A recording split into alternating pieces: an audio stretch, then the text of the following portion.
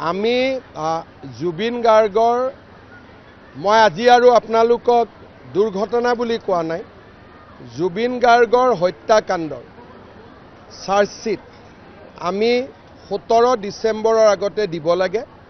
মই টাৰ্গেট দিছো যে 8 তাৰিখ মানৰ ভিতৰতে যাতে দিব পাৰে আৰু আমি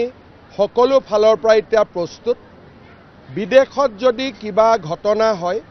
চাৰ্জশিট দিয়াৰ আগতে গৃহ মন্ত্ৰালয়ৰ একটা অনুমোদন লাগে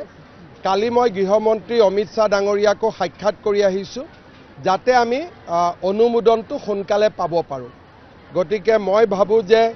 অহা 3-4 দিনৰ ভিতৰতে এছআইটিয়ে এমএচএ লৈকে লিখিব মিনিষ্ট্ৰী অফ হোম এফেয়াৰ্ছ লৈকে অনুমোদন আমি পাই যাম আৰু লগে লগে আমি লাষ্ট ডেট 8-9-7 আমি চাৰ্জশিট দি দিম আমি অসম চৰকাৰ এটকাও দিয়া নাই না না না অসম চৰকাৰ আপোনালোকে আৰটিআই মাৰিব পাৰে অসম চৰকাৰ একো নাই মইতো নাজানো কিন্তু মই জানো যে অসম চৰকাৰৰ কোনো বৰঙনি নাই আৰু দুই এজন সাংবাদিক গৈছিল কিন্তু দুই এজন সাংবাদিক গৈছিল আৰু বেংককতো গৈছিল সাংবাদিক আমি কোনো যোৱা নাই আমি জুবিন গাৰ্গৰ মই আজি আৰু আপোনালোকক দুৰ্ঘটনা বুলি কোৱা নাই জুবিন গাৰ্গৰ হত্যাকাণ্ডৰ চাৰ্জশিট আমি 17 ডিসেম্বৰৰ আগতে দিব লাগে মই টাৰ্গেট দিছো যে 8 তাৰিখ মানৰ ভিতৰতে যাতে দিব পাৰে আৰু আমি সকলো ফালৰ পৰা এতিয়া প্ৰস্তুত বিদেশত যদি কিবা ঘটনা হয় চাৰ্জশিট দিয়াৰ আগতে গৃহ মন্ত্ৰালয়ৰ একটা অনুমোদন লাগে কালি মই গৃহমন্ত্ৰী অমিত শাহ ডাঙৰীয়াকো সাক্ষাৎ কৰি আহিছো যাতে আমি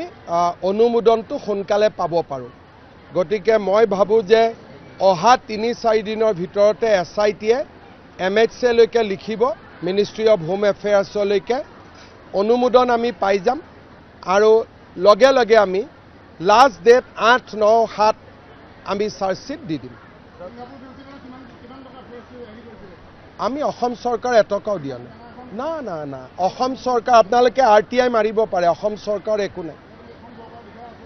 মইতো নাজানো কিন্তু মই জানো যে অসম চৰকাৰৰ কোনো বৰঙনি নাই আৰু দুই এজন সাংবাদিক গৈছিল কিন্তু দুই এজন সাংবাদিক গৈছিল আৰু বেংককতো গৈছিল সাংবাদিক আমি কোনো যোৱা নাই